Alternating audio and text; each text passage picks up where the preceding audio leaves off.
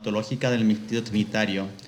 Yo me voy a referir al pensamiento neumatológico de un pensador o un teólogo fallecido, que es un teólogo francés, que es benedictino, el Père Guilain Lafon, el cual escribe un libro alrededor de los años 60 en contestación al padre Karl Rahner.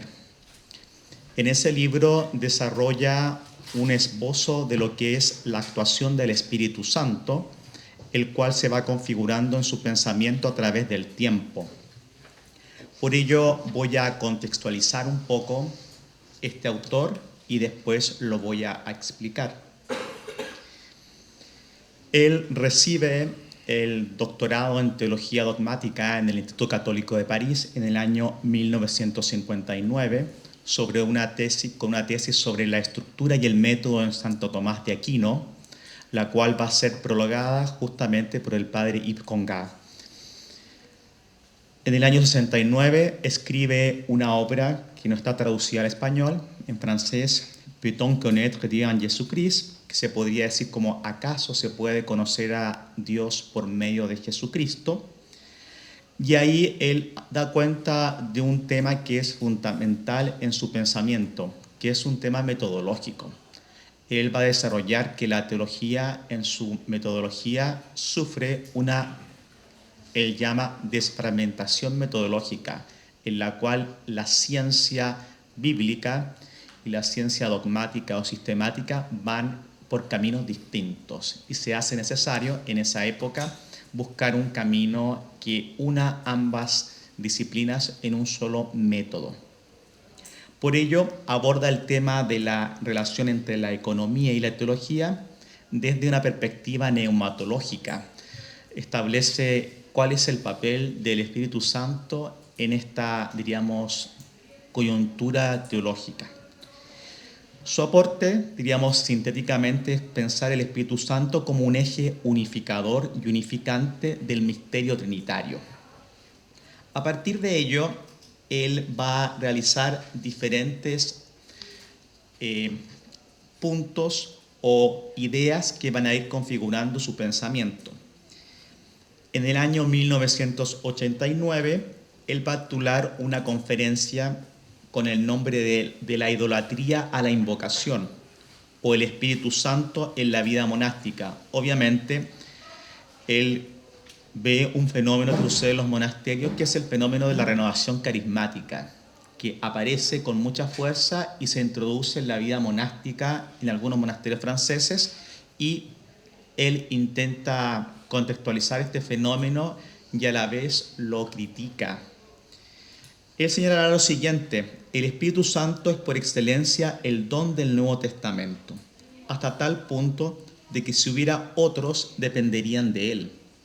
El Espíritu Santo es el instinto interior que nos lleva hacia la verdad completa. Por fin, el Espíritu Santo es la fuente del don por excelencia, la caridad, con su característica más particular de solicitud por los pobres, los débiles en la fe. ¿Cuál es el temor del padre Lafon en esa coyuntura en la cual ve que el movimiento carismático se introduce con gran fuerza dentro de los monasterios? Es una especie como de montanismo, que ya se ha hablado aquí, de este don de profecía en la cual después de ciertas como experiencias extáticas, algunos caen en un cierto trance y diríamos manifiestan ciertas verdades que dentro de la vida comunitaria monástica pueden ser bastante, diríamos, problemáticos, por decir una palabra bastante suave. Entonces, él comienza a investigar el tema del Espíritu Santo, pero en primer lugar lo hace desde un punto de vista bíblico. Él se traslada a la ciudad de Chicago, donde comienza a estudiar el método redaccional. Y para ello utiliza este método de lectura bíblica. Y acá tenemos algunas características que él comienza, diríamos, a ver o vislumbrar en el Espíritu. Por ejemplo, el Espíritu Santo es por excelencia el don del Nuevo Testamento. El Espíritu es el instinto interior que nos lleva hacia la verdad completa. El Espíritu Santo es la fuente del don por excelencia, la caridad. Parecieran ser frases que se han estudiado y que son conocidas a nuestra mentalidad. Sin embargo, para él son un contexto completamente nuevo y le permiten, diríamos, profundizar en estas características que aparecen acá en la diapositiva, pero hay una que es especial para él, que es la presencia personal del Espíritu. Es decir, cómo se manifiesta el Espíritu en la vida cristiana y en cada uno de nosotros en este proceso, diríamos, como de santificación. Estos estudios en la neumatología del Nuevo Testamento lo llevan nuevamente a ver temas que son fundamentales, como son la relación Cristo-Espíritu. El neuma posibilita el reconocimiento de la mesianidad de Cristo.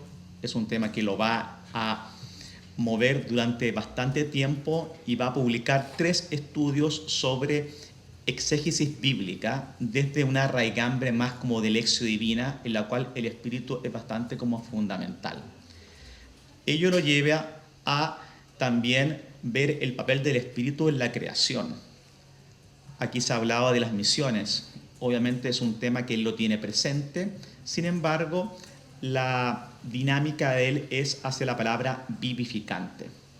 Considera 2 momentos claves en su neumatología, estudios del Nuevo Testamento, como son el bautismo de Jesús y el Espíritu como principio de conocimiento manifestado en la misión del Hijo. Lafon, en su libro sobre quién es Jesús, que es su primer libro bíblico, asocia la actividad misional de Jesús a la presencia neumática en su quehacer misional. El neuma es quien posibilita al hombre común el reconocimiento de esta mesianidad de Cristo. Señalará él, estas cosas no son directamente accesibles al hombre, sino que la iluminación del Espíritu las manifiesta a nuestro espíritu. Si somos más fuertes que los discípulos y las mujeres, es porque el Espíritu nos ha hecho reconocer y comprender que éste ha venido y nos ha enviado a anunciar. Obviamente, él tiene un desarrollo hacia una vertiente más misional, hacia, diríamos, una vertiente más ad extra dentro de la iglesia. La creación, siendo un punto importante dentro de su pensamiento, es donde la fuerza del Espíritu se manifiesta no solamente como aliento o nefesh, sino como vida en sí misma. En definitiva, el Espíritu Santo se encuentra unido al Hijo en forma especial. Toda referencia cristológica revela al neuma. El bautismo sería un sentido clave para descubrir esta relación, pues revela la misión y el poder del Logos.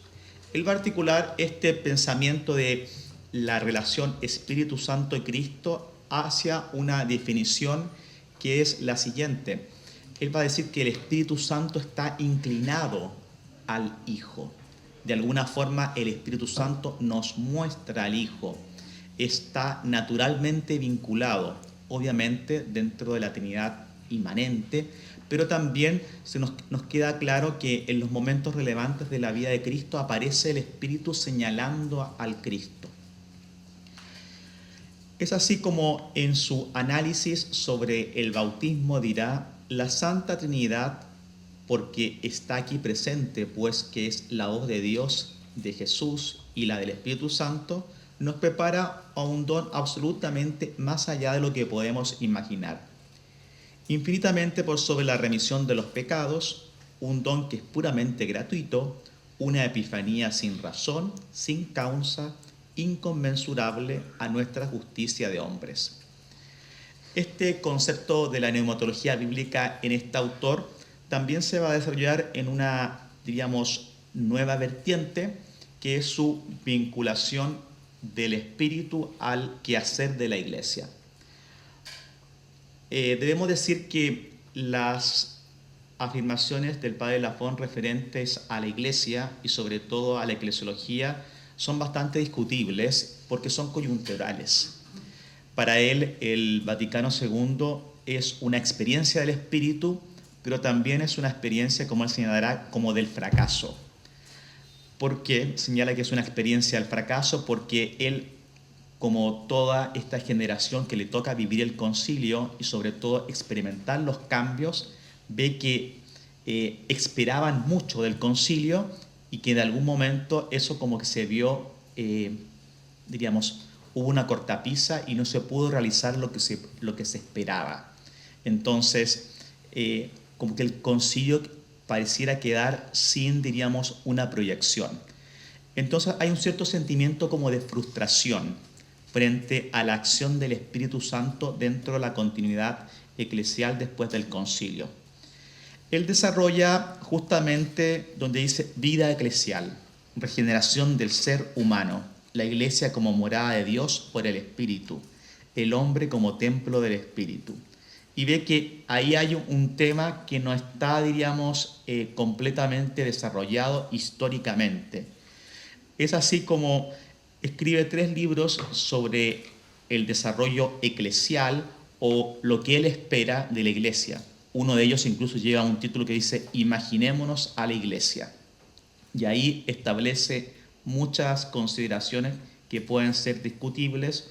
Una se mencionó hoy día, diríamos más temprano, con el profesor Morales, cuando uno habla un poco de la sinodalidad, es decir, el papel de los obispos, el papel de, diríamos, de la iglesia reunida, cuál es el valor, y él lo discute ese punto.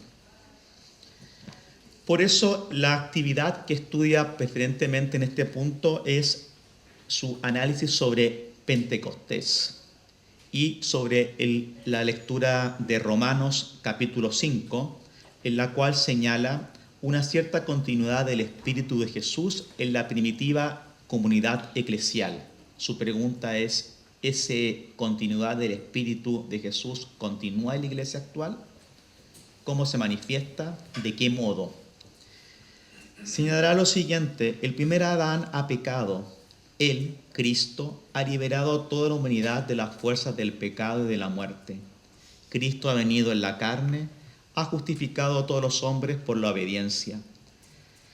El primero se opone, el segundo por la resurrección como segundo hombre nos da la vida, es decir, la participación del reino del Kyrios. Por lo tanto, la creación en su pensamiento no se encuentra completa, sino es en su total orientación al Padre y al Hijo y al Espíritu Santo. Y en este papel, diríamos, en este quehacer de orientación completa hacia la Trinidad, el Espíritu juega un papel fundamental. Por tanto, el orden creado no se halla completo, sino con el retorno del hombre a su realidad más esencial. Cristo, imagen perfecta del Padre. Quien nos señala, quien inclina a la humanidad hacia el Hijo es el Espíritu. Por tanto, sostiene que necesitamos una transfiguración por la palabra en la comunión del Espíritu. Es aquella transformación por la palabra o transfiguración por la palabra la que diviniza al hombre. Dirá, el Espíritu derramado sobre la tierra, ya que Cristo ascendió al Padre, es aquel mismo que habita en nuestro corazón. Es Él quien da vida a la liturgia e inspira la palabra. En Él el misterio único de la gloria y de la cruz se asimila poco a poco en nosotros a aquel de Jesús. Y a partir de este momento, de estas reflexiones eclesiales, él acuña una palabra en latín que es el quomodo in pneumati, de la salvación, el modo del Espíritu en la salvación, que pareciera estar visible en la encarnación por esta gracia, diríamos, del Espíritu Santo en Cristo, la gracia de la unión hipostática. Sin embargo, él desarrolla toda una teología a partir de estos elementos neumatológicos que le ayudan, diríamos, a visualizar justamente una cierta como antropología de la persona humana. ¿Cuál sería, diríamos, dentro de la Iglesia el papel de la persona y cómo podemos entender a la persona humana dentro de este contexto? Y él dirá que esta transformación del espíritu se obra por la palabra y es bien concreto. Dirá, la identidad del hombre está fundada en el relato, en un relato fundacional. que es el relato contenido en la Escritura. Y ese relato es el que el hombre acepta o escucha, este querigma primitivo que nosotros estudiamos. Sin embargo, este relato fundacional o este relato fundador tiene ciertas como premisas o podríamos decir ciertas condicionalidades, como la libertad de la persona humana, de aceptar o no aceptar este relato de Jesucristo, en el cual redime, recrea y anuncia una nueva creación. Se acepta o no se acepta este relato. El papel de relato implica alguien que escucha el relato, por tanto, testigos del relato. Y nos damos cuenta que en nuestra estructura eclesial, diríamos, nosotros somos testigos de los testigos, que hemos escuchado este relato y lo hacemos nuestro. Entonces, ¿cuál es la validez del relato creacional o fundacional? Se preguntará este autor. ¿Cuál es el papel del Espíritu en esta aceptación de este relato fundacional? Son preguntas que lo tienen bastante como acuciante a este autor. Ello nos lleva, diríamos, a partir del tiempo, a desarrollar no solamente una neumatología referente a la Escritura, referente a la persona humana o referente a la Iglesia, sino que también retomar aquellos puntos que estaban, diríamos, en su primera opción o diríamos en su libro original, en su tesis doctoral sobre la estructura y el método en Santo Tomás. Y ahí recobra, diríamos, elementos que son muy importantes, como son la vida inmanente, el Espíritu Santo como don y amor del Padre y del Hijo, la particularidad dentro de la vida divina del Espíritu Santo, el ser divino propio del Espíritu Santo. Ahí vemos temas que son para él fundamentales, como son no solamente la unidad de la Trinidad, sino lo que distingue a las personas divinas, lo que es propio de cada una de ellas, y qué sería lo propio del Espíritu, y por qué lo propio del Espíritu Santo pareciera como escaparse de las manos, diluirse. Bien, nuevamente retoma su tema fundamental, que es la relación entre economía y teología, pero ya desde el punto de vista del Espíritu. Y aparecen palabras como soteriología, palabras como, diríamos, redención. ¿Cuál es el verdadero sentido de estas palabras? ¿Podríamos hablar de una nueva semántica teológica o debemos conformarnos con una semántica pre-Vaticano II? Y él intenta, diríamos, desarrollar justamente esta teología o darle un componente dogmático a esta neumatología. ¿Cuáles serían los elementos fundamentales?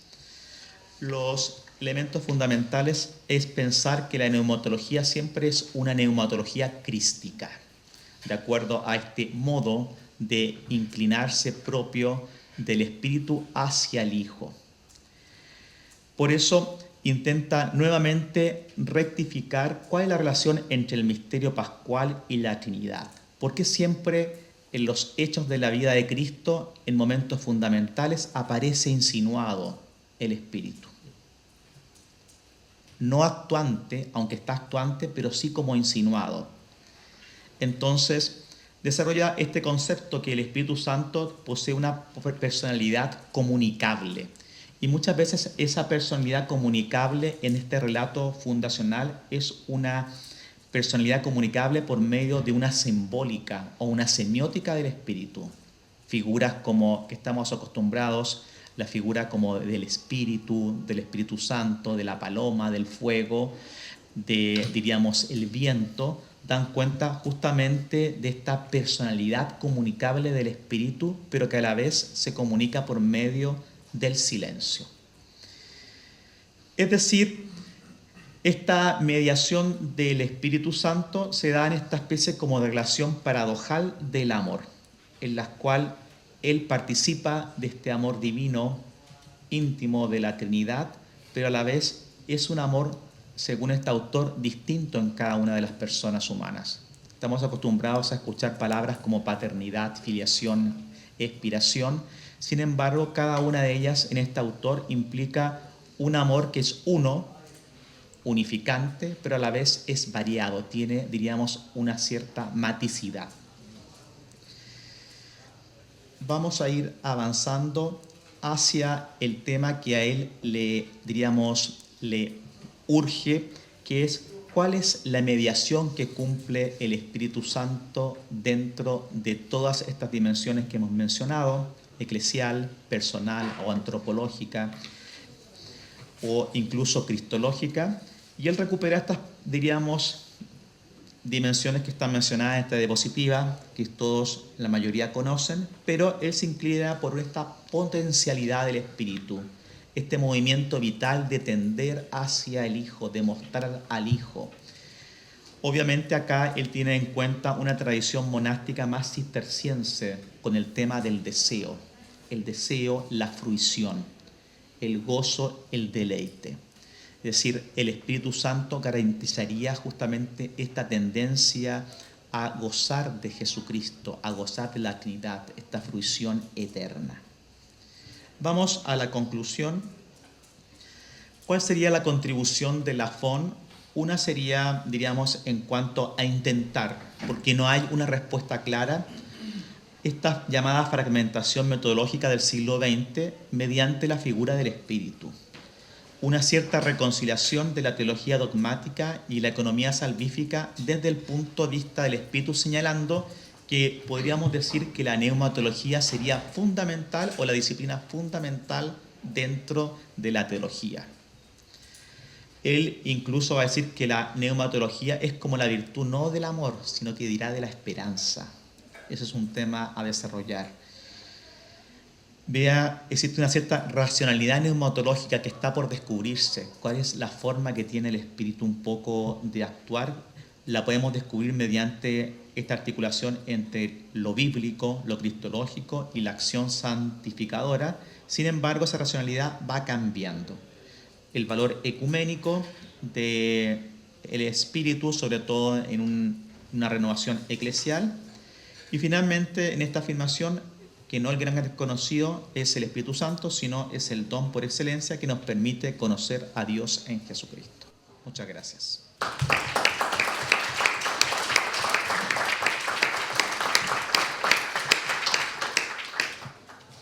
Muchas gracias por la ponencia. Si alguien quiere hacer algún comentario, alguna pregunta al profesor. ¿Quién va a ser? Buenos días, muchas gracias, profesor, por la presentación y por presentar a un autor que no conocía. La pregunta que yo venía escribiendo y que me terminó de redondear al final, vos hablabas de una fragmentación metodológica que el autor supera. Entiendo que volvés a lo que habías dicho al principio de la distinta metodología entre lo bíblico y lo dogmático. ¿Es esto? Mira, el tema es el siguiente. Su libro sobre se puede conocer a Jesucristo nace justamente de un análisis del axioma de Rahner, que dice la Trinidad económica es la Trinidad inmanente y viceversa. Él va a cuestionar el tema de ese es y el viceversa. ¿Por qué? Porque va a señalar, que Rahner nos presenta un axioma al modo, de la lógica. Es un axioma de es, un elemento es el otro. Entonces, su pregunta, que es una pregunta válida en un momento, pero que después va a ser matizada por, la Comisión Teológica Internacional con ciertas afirmaciones, es: ¿acaso podemos conocer, por medio, del sustrato bíblico al Dios verdadero, al Dios vivo? Entonces, él dirá, esta afirmación manifiesta justamente que hay dos disciplinas o dos formas de entender la teología que van por caminos separados. Una es entender a Jesucristo leyendo los evangelios, y otra es entendiéndolo desde el punto de vista de la dogmática.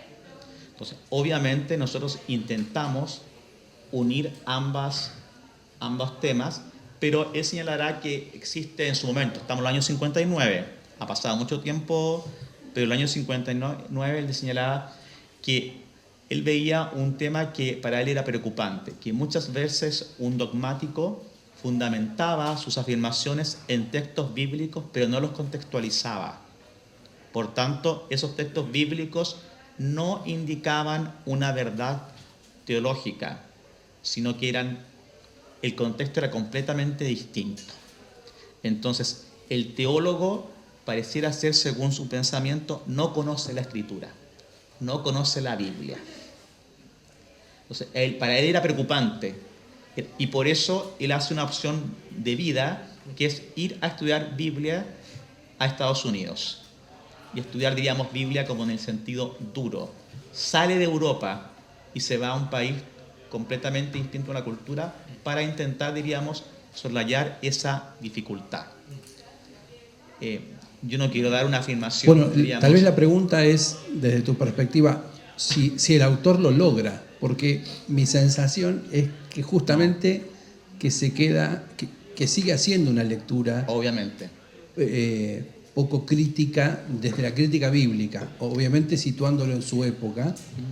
Vos hablabas de que él sigue la crítica de la redacción, que es típica de mediados del siglo XX, pero tal vez se queda corto, porque hoy es muy difícil hablar de una neumatología en el Nuevo Testamento. Es decir, yo lo que te puedo responder es lo siguiente. Diríamos, él cae, viéndolo así críticamente, cae como en los mismos vicios que él denuncia.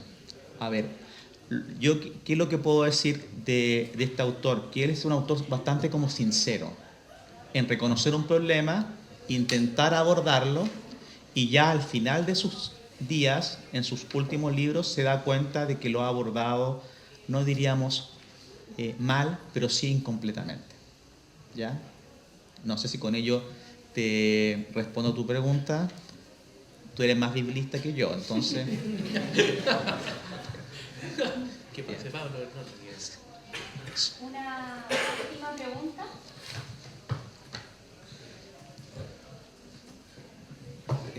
Muchas gracias, hermano Bernardo, por la presentación. Quería preguntarle por un tema con el que inició, o sea, dos preguntas en realidad. Uno con el tema que inició, que finalmente si este autor se vuelve a referir o hace alguna aclaración sobre estos movimientos carismáticos, de lo que pasaba con los monjes, al igual que con Gar, por ejemplo, que dedica una parte de su obra al movimiento carismático. No sé si en este caso él vuelve a referirse a eso. Y en la última parte, cuando habló de la fruición, de este lado agustiniano, si también explora la posibilidad de un eros, de que no solo sea una fruición como un goce, sino un eros, como en el caso de las místicas, por ejemplo, de la teología mística y de las autoras místicas, de este impulso hacia el amado. Bien, el tema, diríamos, del Espíritu Santo y la renovación carismática, hay que pensar en el título de su primer artículo, de la idolatría a la invocación. Él consideraba bastante crítico del movimiento de la renovación carismática. Ahora vemos, no sé, no es por decir algo, pero el Papa Francisco lo vimos, diríamos, levantar las manos y entrar en un encuentro con el Espíritu que tal vez no entra dentro de nuestras formas de espiritualidades, que no estábamos acostumbrados. Pero en la época de él, ese tema de la idolatría a la invocación, para él era una idolatría, era, diríamos, responder a una espiritualidad más norteamericana, ¿ya? Entonces lo critica fuertemente. Después él va a escribir un nuevo libro, un nuevo artículo, donde va a desarrollar el Espíritu Santo, pero desde la ministerialidad, desde los ministerios. Y va a retomar, diríamos, gran intuición, diríamos, que aparece en San Pablo, que algunos tienen el espíritu profeta, otros tienen doctores, y va a matizar su primera aproximación al movimiento carismático. No es proclive a ese movimiento, bien, pero yo creo, diríamos, que responde también a una coyuntura histórica. Ahora, la segunda pregunta era referente a lo de las beguinas. ¿Eso es lo que estoy entendiendo? El tema de la fruición. Bien, él entra en contacto en los años 60 y 70 con un autor que se llama Jean Leclerc. Jean Leclerc tiene un libro que se llama El deseo de Dios.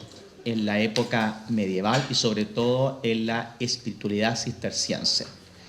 Debemos considerar también que hay una coyuntura bastante polémica antes y durante el concilio y poco después, que es una especie como de aversión entre dos órdenes y formas de entender la teología. Una es los benedictinos, otras son los cistercienses.